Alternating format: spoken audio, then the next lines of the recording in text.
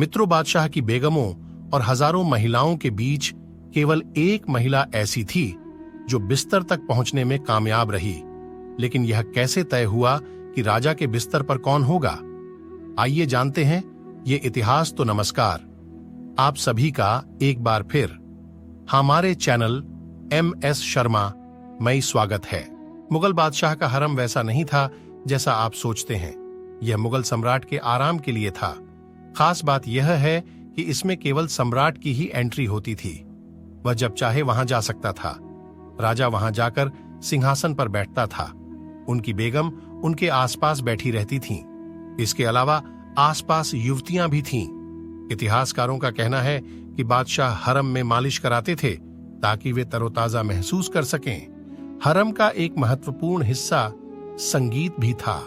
ये कैसे तय हुआ कि राजा के बिस्तर पर कौन जाएगा? बादशाह भी शराब पीने हरम में जाता था। नाच गाने और संगीत के बीच शराब पीना तब तक जारी रहा जब तक राजा ने सोने की इच्छा नहीं की। इसके बाद राजा के साथ जाने की बारी राजा की थी। फ्रांसिस्को जहांगीर के समय में डच व्यापारी भारत आए। उन्होंने इसका जिक्र किया। उन्होंने लिखा कि यह पूरी तरह से सम्राट द्वारा निर्धारित किया गया था कि उनका बिस्तर कौन होगा, चाहे वो राजा की बेगम हो या रखैल। विशेषकर कोई भी राजा की इच्छा के विरुद्ध नहीं जा सकता था। हरम से बाहर निकलने का मतलब मौत को दावत देना है। हरम में हजारों महिलाएं थीं, लेकिन किसी को भी बाहर जाने की अनुमति नहीं थी। रानियां भी सम्राट की अनुमति से बाहर आ सकती थीं।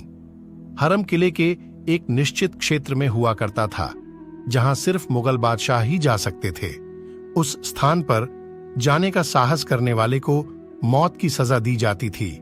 हरम में स्त्रियां भी दीवारों के बीच रहती थीं। वहां से भागने या भागाने पर उसकी की हत्या कर दी जाती थी